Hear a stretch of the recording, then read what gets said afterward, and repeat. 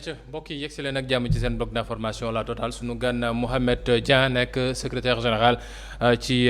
kii xam ne moom lañ dénk lépp lu jëm ci ndaw yi yu nekk ca PRP ak kii seen jiit ci Déthié Fall moom la ñu am mbégte dalal ko ngir waxtaanee ci tasaaroo gi xam ne moom la ñu seetlu ci biir kujje gi Dieng pour aller rapidement vers l'essentiel Dieng coow am na ci assemblée nationale diggante ñiiti waa taxaw Sénégal ak waa yeewi askan wi.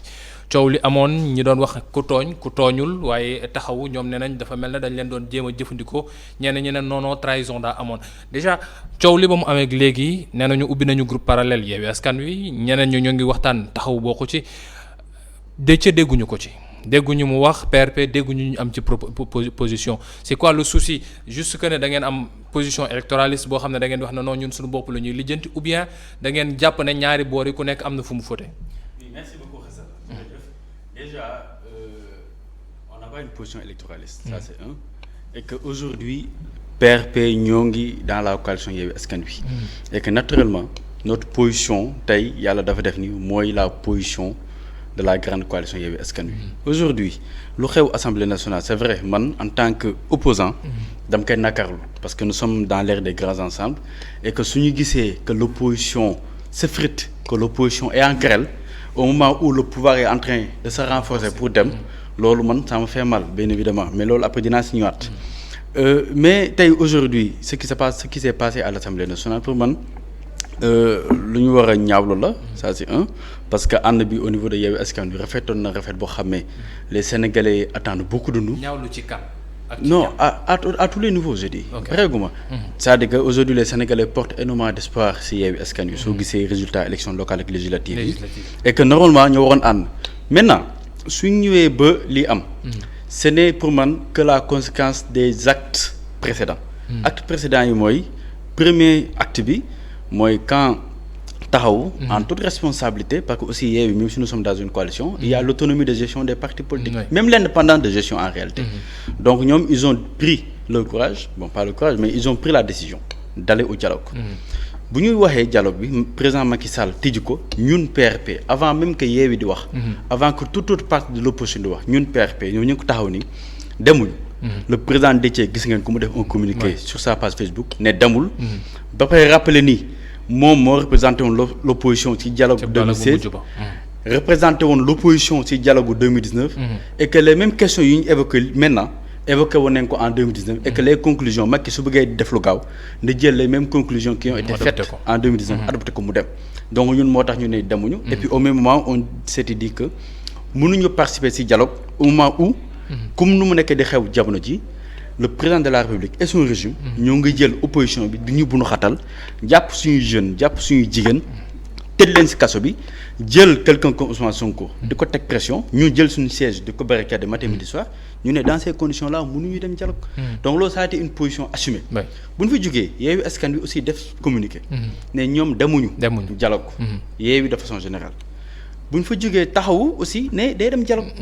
maintenant bu ñu gisee également les positions divergentes des uns et des autres Yewwi on a décidé que dañuy gënee taxawu ci ñun vu seen démarche politique aussi muy une position responsable de la part de Yewwi parce que affaire tamit ànd hypocrisie baaxul benn instance su amee ligne de fracture il faut savoir dire non on l'a dit en toute responsabilité alors bu ñu ko defee bon il y a eu après les jeux politiques qui ont continué et que naturellement dans toutes les démocraties du monde Sénégal ça peut-être duñ ko remarquer trop parce que nous ne sommes pas un régime parlementaire mais dans toutes les démocraties du monde l'atmosphère politique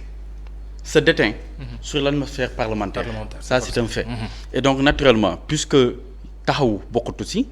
si groupe parlementaire si Yewwi Askan Wi bon bu ñu demee ba Assemblée nationale leurs députés ont décidé que dañuy génn du groupe parlementaire de Yewwi Askan Wi bon naturellement cela également gis nañ ni ça a profité au pouvoir neexul ci dégg neexul ci démocratie mais quand même c'est quelque chose que l'on regrette mais pour man c'est une position responsable que Yewwi Askan Wi a assumé a pris. Mais est-ce que réellement c'est une position responsable que Yewwi Askan Wi a prise et a assumée parce que quand on sait que ces trois grands ensembles yi xam ne ñoom ñoo taxawal Yewwi Askan Wi c'est Taxawu c'est PASTEF et le Parti démocratique sénégalais par la suite ñoom ñu mujj génn demal seen yoonu bopp. Tout à fait. Mais su fekkee ne dañoo gis ne ñi xam ne ñoom ci boppam ñoom ñoo géré woon mbir mi au début ñun leen léegi da ngeen di génn parce que da ngeen di dem ci dialogue boo xam ne ñoom demoon nañ ci 2019 mosoon nañ ci demaat beneen yoon et ils ont toujours accepté de dialoguer est-ce que nekkul ne da ngeen jeng ci booru ñeneen ñi xam ne ñoom la ñu wooy opposition radicale muy parti bi ti Pastef bi xam ne nguur gi da ko mujj par la suite dissoudre est-ce que du da ngeen mujj far ne non ñun nañu topp Ousmane Sonko ak lu ñu jël. ñun nous réclamons de l'opposition radicale et républicaine et responsable. Ce que Khalifa Sall a dit au palais. loolu bañu ma ko. c'est-à-dire que nous sommes une opposition radicale ultra radicale parce que su nekkee opposition ultra radicale mooy lépp lu fi régime bi teg si naka su dul noonu nga ne lii du yoon dénoncer ko. lépp loo xam ne régime bi daf ko def loo xam ne pour embasser démocratie la pour bu ñu xatal opposition nga ñëw kaas ko lépp lu nakari askan nga ñëw kaas ko on te taxe d'opposition radicale effectivement nous sommes une opposition ultra radicale. mais très responsable aussi. très responsable. Maintenant loolu aujourd'hui ce que les gens oublient mooy certes bu ñu doon wax au début de Yewwi Askan Wi jàpp nañu ni ça c'est la conscience collective bu ko jàpp ni c'est trois partis mais en réalité Yewwi Askan Wi bu ñu koy teg comme référentiel bu ñu am mooy la date de signature de la charte et cette date de signature là ñi signé woon charte bi c'était plus de 3 partis c'était ay une vingtaine de partis politiques dont PRP maintenant mën nañu gis ni ci xayma mais mën nañu gis ci xayma ñett yooyu la mais référentiellement bu mu mën a jël objectivement mooy la date de signature de la charte te date boobu il y a pas 3 partis c'est une vingtaine maintenant politique elle est dynamique la politique elle n'est pas statique dynamisme politique boobu moo waral aujourd'hui quand on cite Yewwi Askan Wi et même quand on cite l'opposition ou quand on cite l'espace politique de façon générale mënoo citer 2-3 partis doo si boole PRP quand on cite les leaders les plus en vue présidentiels respectables et respectés quand on cite 2-3 leaders mënoo si bañ a citer le président Déthié Fall mais ça c'est le dynamisme politique boo xam ne suñu conscience politique moo ñu ko may suñu clarté dans notre démarche politique moo ñu ko may ak un peu suñu technicité ça c'est ça en réalité mais moo leen ko may mais itam on sait bien que c'est la première expérience disons-le en tant que candidat à la présidentielle pour Déthié Fall fi mu toll nii ñi ci réseaux sociaux yi foo ci dugg yaa ngi gis nit ñi ñoo ngi jooy parrainage bi dafa metti 44 000 c'est difficile à avoir on n'a pas tous 13 députés yoo xam ne mën nañu voter ak 120 yeneen ak yeneen yooyu mu nekk loo xam ne dafa taxaw fi mu toll nii tout le monde se dit le combat c'est pouvoir récupérer l'héritage ou bien li xam ne mooy ndonoy Ousmane Sonko ak Pastef ci terrain parrainage bi est-ce que du Déthié itam dafa nekk ci pour xool moom nu muy amee lenn ci Ousmane Sonko. Khazana, vous êtes excellent, j'aime beaucoup votre transition. Oui. Alors non gis nga en réalité wax nga léegi ne Déthié moo ngi ci première expérience en tant que candidat le président Macky Sall première expérience am en 2012 il a gagné ce pays Donald Trump première expérience am il a gagné Macron première expérience am il a gagné donc ñun amuñu problème première expérience mais dafa fekk ni même suñu première expérience aujourd'hui dafay coïncider ak plus de 20 ans d'engagement politique de notre leader depuis 2004 j'ai l'habitude de le dire ni tous les rendez-vous démocratiques yu am dans ce pays depuis 2000 jusqu'à maintenant il y a Déthié qui est là et que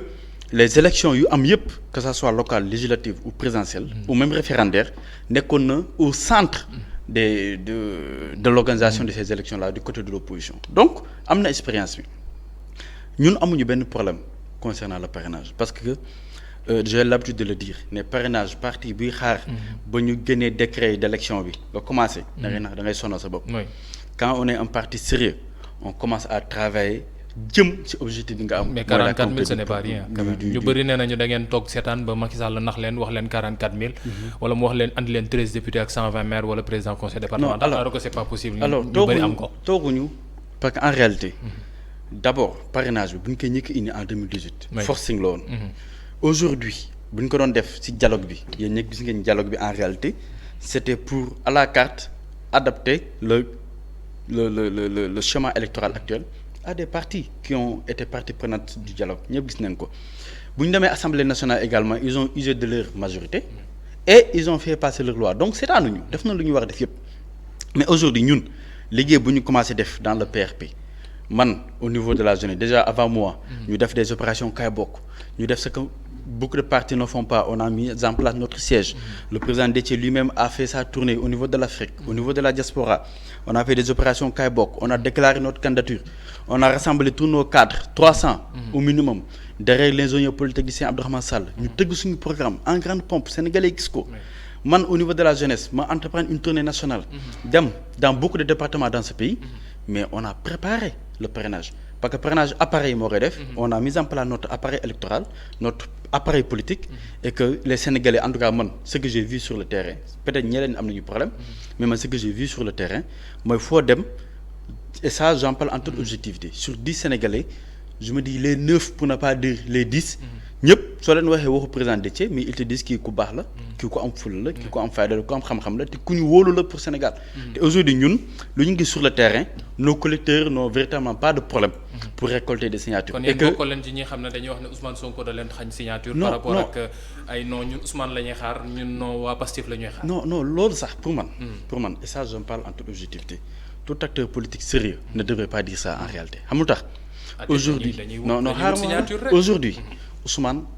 a son parti, Ousmane est candidat, a son parti politique. Ousmane est candidat, Ousmane a ses militants, a ses sympathisants, mais Ousmane a la loisir, a la possibilité, mais ça c'est sa liberté, de dire à ses militants, mais vous l'en parlez, c'est normal. Maintenant les autres, comme nous l'avons fait, nous sommes des militants, nous sommes des Sénégalais. C'est ce pour moi. Je ne sais pas pour moi, c'est un parti responsable. Ils ont leur manière de conduire, leur façon de conduire. Ils ont dit à leurs militants, Harlen, mais nous, on a dit à nos militants, parrainez-nous.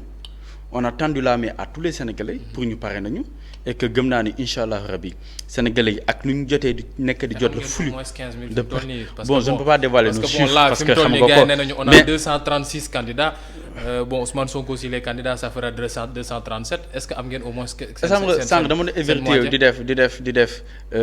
le minimum du nombre de candidats multiplié par 45 000. Ça dépend de loin le nombre d'électeurs. Mais nous, en tout cas, franchement, je demande aux Sénégalais. Parce que aujourd'hui. Mais il y a une signature. Oui, nous ici, moi je demande aux Sénégalais. Aujourd'hui, Sénégal fait une tolle à la croisée des chemins. Nous avons un profil comme Déthié Fall de bañ a bokk ci élection ay parrainage de côté. Donc les Sénégalais ils en sont conscients. Ils nous parrainent massivement et que de leen wax ni nañu continuer rek. di ñu parrainer bu baax a baax duñ ko rëccu. Et que Inch'Allah Rabbi ñu bokk parrainage et que le Sénégal bon navire et beau avoir ñu mën ko doxal. sant bu baax gërëm ko sama xarit la Mamadou Dieng nekk secrétaire national chargé la jeunesse bu PRP ci leer yi xam ne andil nañu ko ci temps bu assez restreint mais andil nañ ci jàngat yu am solo jëm ci li xam ne moom moo xew ci diggante Yewwi Askan Wi ak waa Taxawu Sénégal waaye itam ci mbirum parrainage bi taxawaay bi xam ne ñoom am nañ ko ci nee na bon ñoom noppi nañu fi mu toll nii ñu xool ndax ci 236 yi ñoom dinañ ci rëcc ba mën a ñi moytu doublon yeeg yeneen yi xam ne dañ ko ci seetlu mbokk yi sant leen baax gërëm leen léegi-léegi xibaar yi ci kàllaamay nasaraan jërë ngeen jëfati